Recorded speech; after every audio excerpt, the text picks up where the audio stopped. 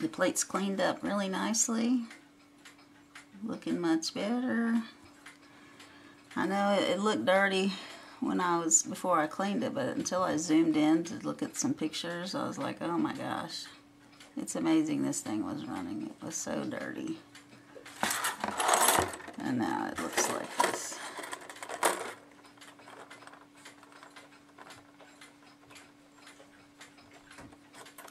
So, I did put the fan back on. I had to pull my pictures out to look to see how this little plate went on the outside. I was trying to put it under. I didn't see it in my little bucket at first, and so I put the fan back together without the little plate, and that screw didn't want to go down all the way, and the fan would go back and forth and get close enough to touch on my plate and on my gears. I've already put the gears in, put the plates together, spun them to make sure none of them were warped, and checked for my pivot wear, and it doesn't look like I have to do any bushing, so that part's good. So once I got the little plate in between the screw and the main plate that holds the fan, it does not hit the face of the clock anymore, the plate. So I've decided, I did work on the click spring. I was able to bend this little remnant piece out of my way and put a little more arch on this. So it's pretty snug now. It does click and stay in the clicker. And let me be able to wind this side. The key was sticking on this arbor, so I took a file and I did file it smooth. There's still some grooves in it. I didn't worry about taking all the grooves off, just any bent little lip that was on it, and a little bit of the crud that was making it a little bit gummy and wanting to stick. So I'm going to do that to both sides. But I'm going to put this back on here, and then I've got some zip ties. I'm going to try to secure these springs down out of my way. And I actually ordered some spring oil that's supposed to stay in place up to something ridiculous like 300 pounds per square inch pressure. I had been putting grease in there, hydraulic grease, before that, but my oil should be here by the time I'm done with this clock and ready to oil it up. So the springs are I'm really impressed with this movement. I would buy this brand of clock again. I mean, the springs are really nice. They're heavy. The parts, the attention to detail, the little extra pieces, the screws have bluing on them. It's just very meticulously detailed and well made. So it was a good clock company when they were in business. But let me get the zip ties on these so I can get the clock put back together. I think I am finally ready to put this thing back together. I got little zip ties on there. Got the arbors in the holes. This one is, I think that's just how the spring is sitting. But anyway, let's get some parts back on here. I had to look at a bunch of pictures because I had some washers. I had these little silver washers in one of my pans. This is my pan for stuff I took off the outside. And when I was washing the movement, one just came off. So it was so stuck on with old oil that it didn't come apart until I was scrubbing on it. And so I had to look at a bunch of pictures, and luckily I had one from the bottom that showed this alarm mechanism had one on the inside and the outside of the plate. So I feel like I'm ready to put it back together. I didn't want to put it together and then finally figure out, like I did with this little dust cover that goes over the little oil sink there. I didn't want to have to keep taking it apart and putting it back together. I wanted to know where stuff went before I started. So I love this little mechanism. It looks like they took the arbor and somehow they put it in something that made screw threads on it, and then it just matches up with this gear to make it turn. It's cool. Cool design.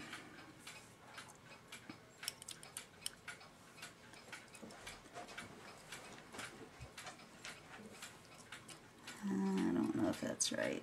It's gotta be. Let me look at my picture. This is why I draw these pictures. Because once I get started, I'm like, which way does it go? So I've got, I can't do the reverse picture of the camera to figure out what I'm doing. Okay, so I've got, what I do is draw it out with the bottom of the plate and the winding arbor sticking out to give me a reference point. That's my spring with the gear on it and the click gear. And then each arbor next to it, I orient which way the lanterns are in relation to the gears, just so that when I'm putting it back together, I can double check myself and say, okay, the lanterns go up on both of these, which I don't have it up, I have it down. And I drew this lantern extra long because it was bigger than the other one. I didn't draw that little point on there, and that would have helped be a reference point too. What was funny was it still turned with it upside down. It's in the middle of the arbor. Okay, so that one there, and this one, the lantern points down. It's much easier with your springs contained. I've got them as small as, this one could probably go a little bit tighter. I got them pretty snug, and I've got them inside of this little built-in retaining wall, little third of a barrel, whatever you want to call it. And I thought it was on there just to protect the case so that if the spring busted out, it wouldn't break the glass on the side, but it'd be more important to protect the gears, and there really isn't anything going to the top to protect the gears. They stop right about there. But anyway, that's all there is to this side. It's super easy. One wheel down here I drew separate. I don't know why, because I couldn't orient myself to start with. Alright, and then I have a barrel for my time side, and when I clean them separate. I keep them separate. I check my solution at the bottom of the ultrasound each time, because sometimes little things will vibrate off that you didn't notice and will go through the screen in the bottom of the basket, and they'll be in the bottom of your solution. So I'm just trying to pass on tips that I have learned. I still have managed to lose the pin that goes in the end of this. So when we get to that point, I'm going to have to make a new one with a brass pin, and I'm just going to take a hammer and flatten it to make it wide enough to fill the slot and make it graduated like a wedge. Okay, so let's start at the end. It's going to go this way. Again, so I stick over one. I'm going to again. Send that to you, so all right, now two that are single, down, one solid one. So the short one is second, closest here. Is that one? This one's the first. I'm not going to sometimes you one. You have to lift one, get over the rest of the so I can turn the plates of the main at the time. All right, then I'll straight out I do. Next, there's a go. I'm doing that hole. I'm seeing a little bit. Is that one new? Yeah, it's the old down these things. And other guys. Okay, so notice that we're not going to get art in first, we got the art. I'll take seconds. Just that's already a little bit on me. I'm going to go with all this on the ends. You guys do that. I'm going to take the part straight one. I got it everywhere. Short one. Not top one. Short one. Okay, so there's, I'll get that in. Got two pieces left. That one's not, that last piece in.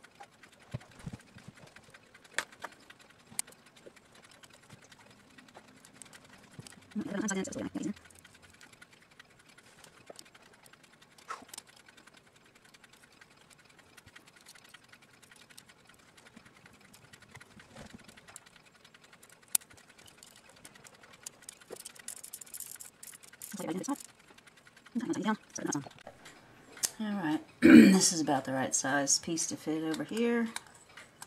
If you don't have this, sometimes you can use a screwdriver, one of the ones with the interchangeable heads, various things that are hollow, your key maybe.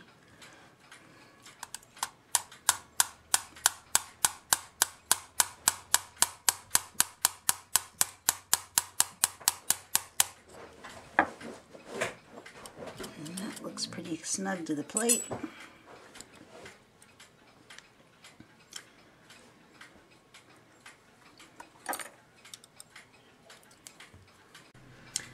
So I've just kind of set this on here. I don't know until I get my music box up next to it how deep this needs to be to interact with the wheel on it. So it's just sitting on there. I've got a lot of room. I could tap it down, and I'm sure it needs to go down half an inch at least.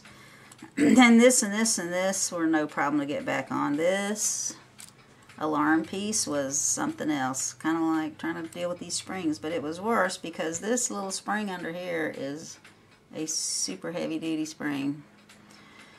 It doesn't, you can't mash it with your fingers. That little washer's on top of it, and you have to push it down enough to put a pin on. There's nothing on the other side of the arbor.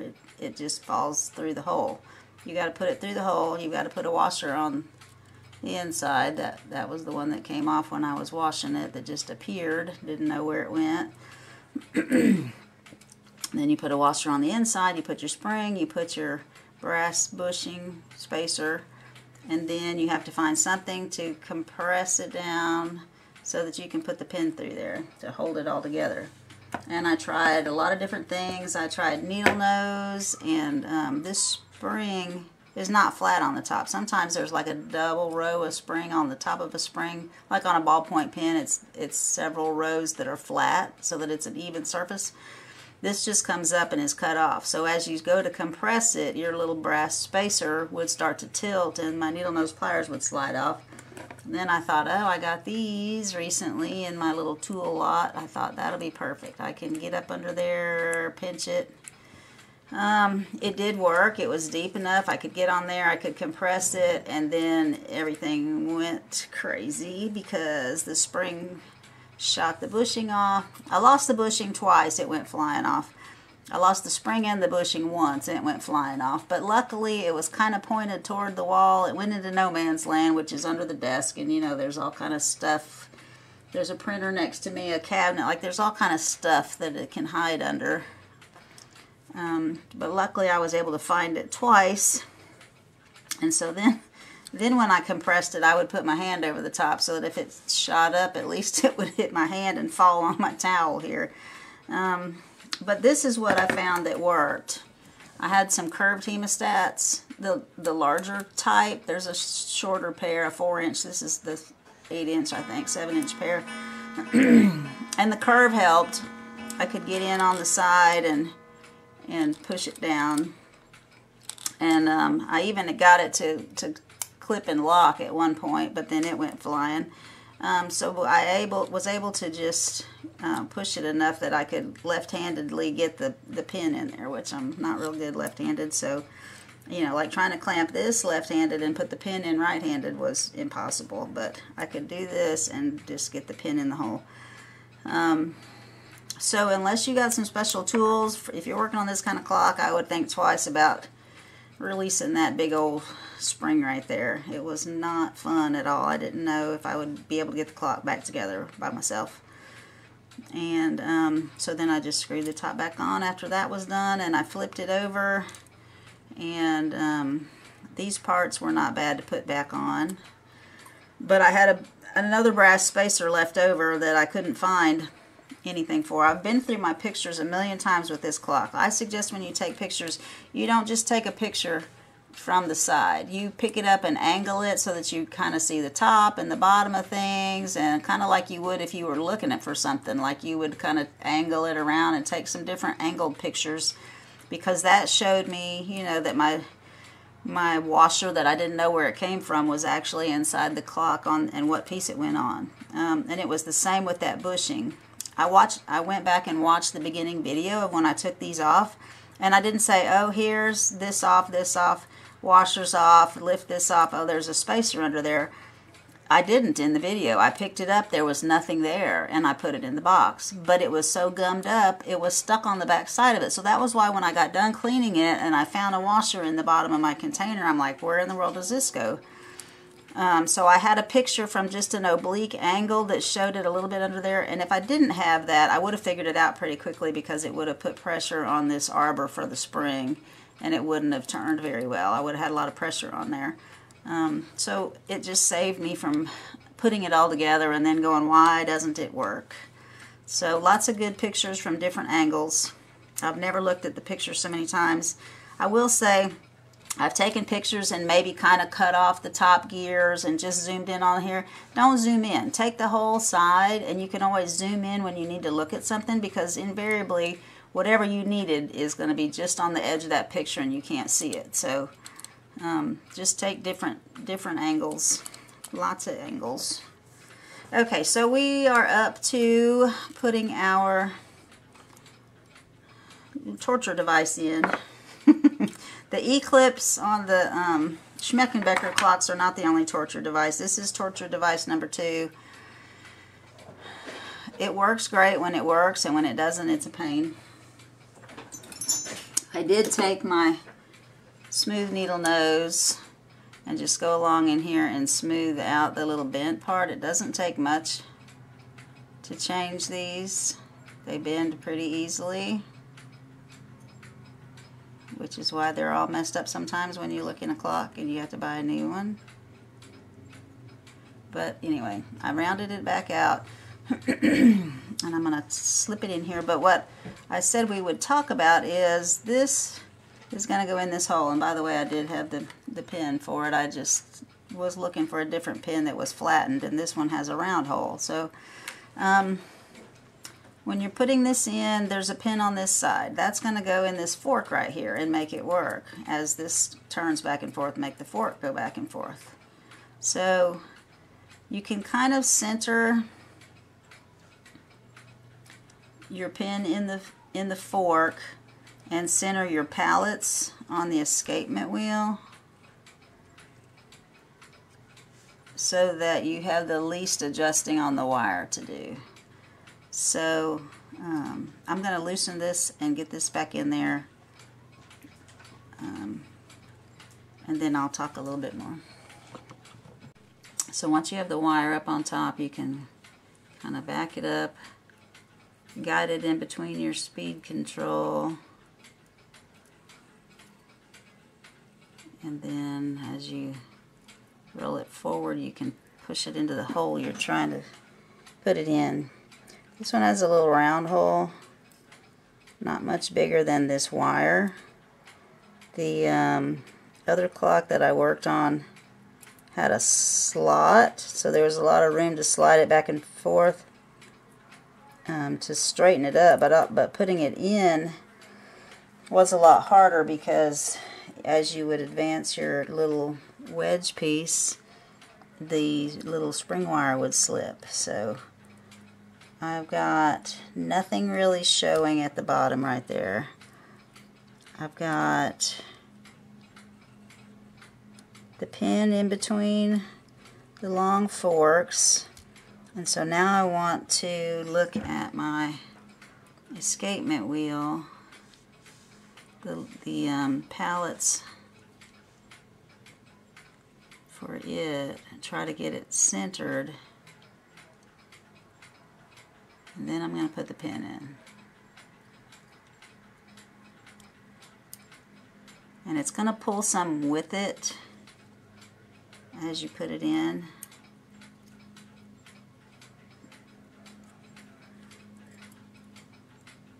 But that's the best way I found to try to get it in balance initially.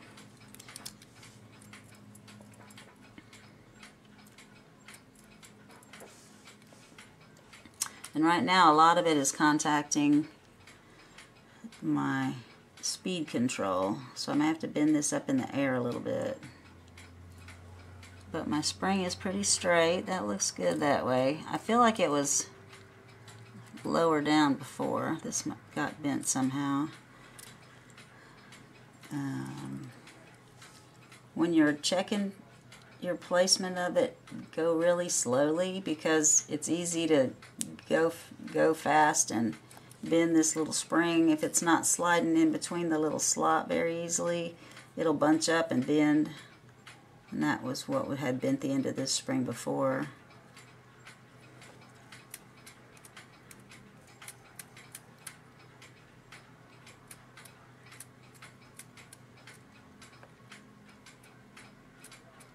So right now there's a lot of pressure. The spring is not moving very well with it in the fastest position that it can go, the most spring available. I'll come this way. It's moving better. This is really tight. You see how it pulls it down?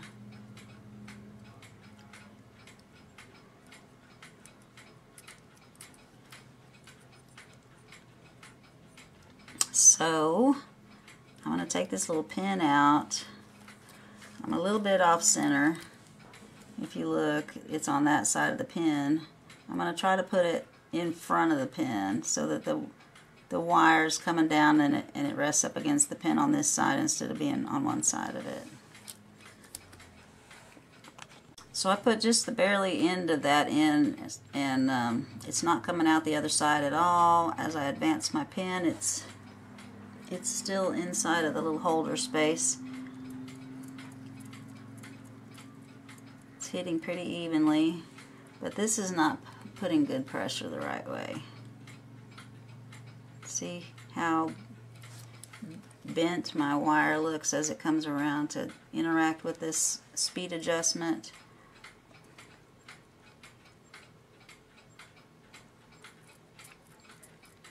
It actually acts a little better right there.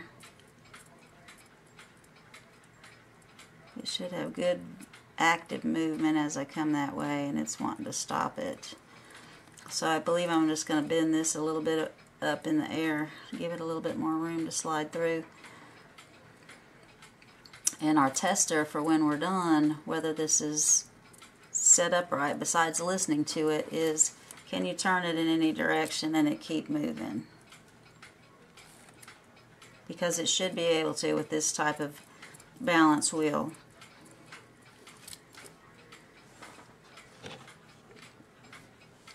Right now I'm still adjusting this little speed adjuster. If you look from the front side, when it's in this position, you can see that it's pushing on more than one ring of this. It should just be working on the very outside ring, but you can see that it's kind of deformed the rings further down too. So that's going to be too much and stop your clock. So you've got to get it where it can do this radius and only be rubbing on the very top outside ring up here. So I bent this forward. It wasn't going far enough in. And now I've got to bend it up just a little bit. It's in a decent spot when it's all the way in the fast position, but then as I come around to the slow position, it's pushing too much on the wires further down. So I got to lift the tip of this up some. And as I do that, it kind of pushes it open, which makes it too wide. And y'all didn't see that. I'm sorry.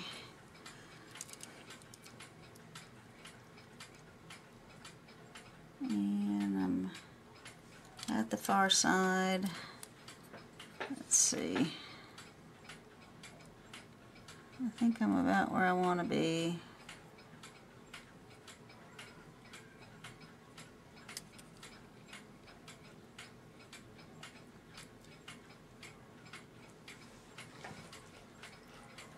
Okay, So that's with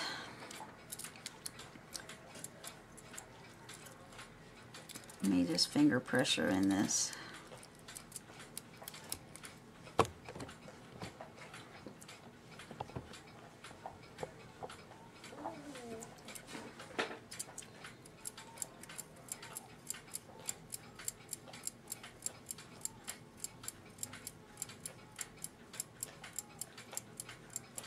Got pretty good movement.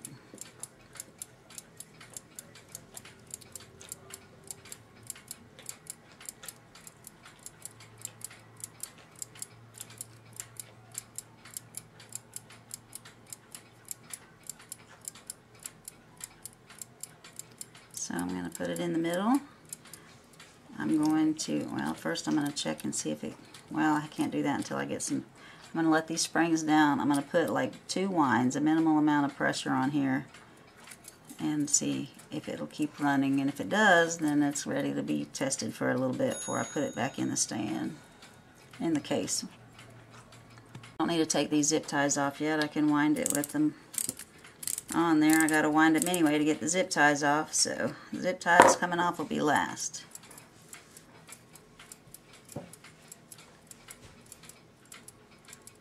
I can hear it's out of beat. It's going ba-boom, ba-boom, ba-boom, ba-boom. So in that case, there is a little slot. Let me zoom you back in here.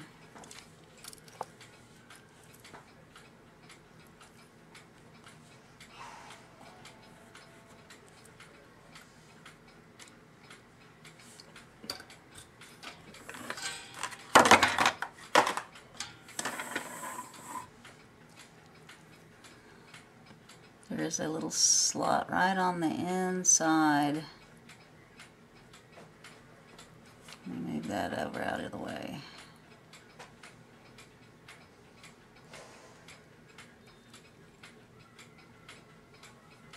Right at the very base of this spring. Sorry, wrong side. Right at the very base of this. There's a little metal collar with a slot in it.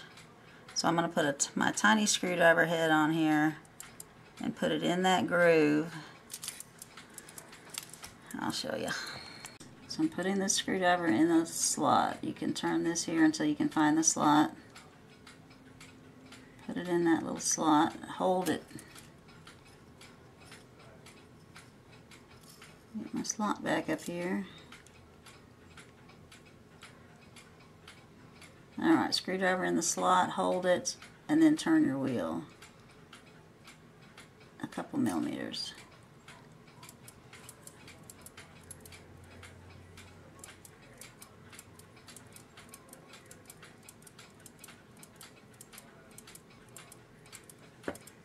And that sounds worse.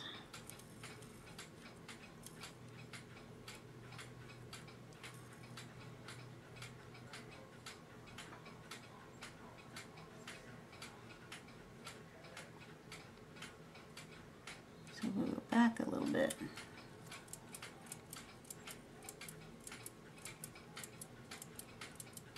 And that's how you set it in beat. Thank you, Mark. Wouldn't have known how to do that. Close to getting this in beat. When I activate this, I want you to watch the fork and see which side it's spending more time on. That fork correlates to your little verge. I guess it's a verge on this. It's spending a lot of time down, and it's going to slowly slow down and stop. So the pin needs to come up more to keep it more in the middle. So I'm going to put my screwdriver in the slot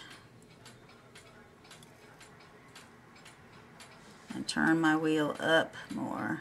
And you'll watch the pin move higher, the little pallet fork will move up some.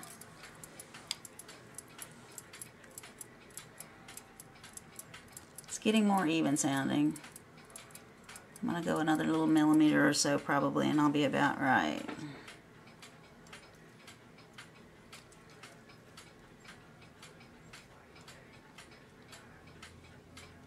hardest part is getting in the little slot with the screwdriver.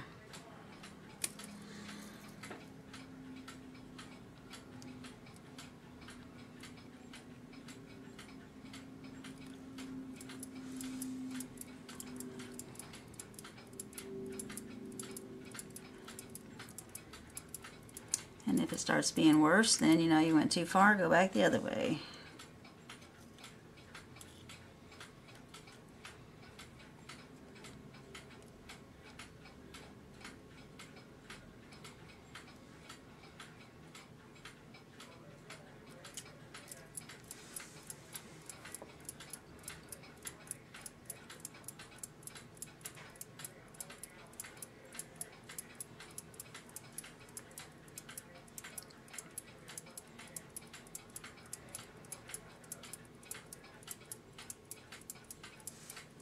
Still not as robust of movement as I would like. I'd like to see the spring really moving like that. And it's wound, it should be really moving. I need to make sure my spring's not touching a gear somewhere. It's slowing down its momentum.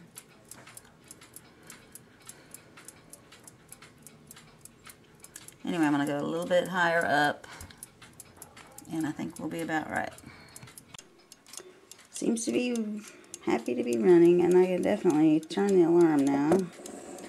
I did not mention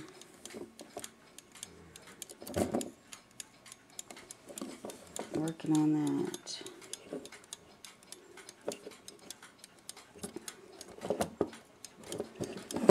Anyway, it does work. I adjusted this metal right here so that when the alarm dial dropped into the space and let this pop out, it does give room for this to turn. There's a little brass bar on the wheel that turns the fan, and that's what catches on this black tab. It is regulated by the little dial on the front when it's set up. Anyway, so everything looks good. I go to wind the time side. Time side's over here. It's early, haven't had my coffee yet, sorry. Still struggling for words. Words are a foreign thing first thing in the morning to me. I went to wind this side so I could take my zip tie off because the zip tie is still on the bottom there. And it wasn't holding. The little click was slipping out of the teeth. And so I tried to adjust the click spring a little bit more. It was kind of like pulling the click up in the air and letting it slip off the front side of the teeth. And so here's my click spring. This is the one that was soldered on. So I mean it dealt with me bending it several times, making it curled up more and putting more pressure. But when I tried to bend it down and make it closer to the wheel so that it would not be pulling the click up in the air, it came off. So I did the next best thing.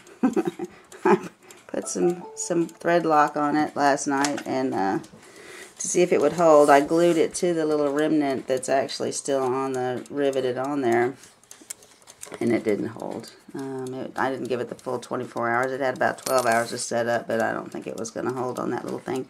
So this will be all of part 2. I'm going to have to order click spring, a click, and get this back apart, which means dealing with this hateful thing again, which shoots parts all over the room. And it's really sad when you have to take it all apart over again, but I'm sure all of y'all have had to do it. So stay with me for part 3. We'll learn how to put some rivets on some clicks and stuff. Never done that before, so it ought to be interesting.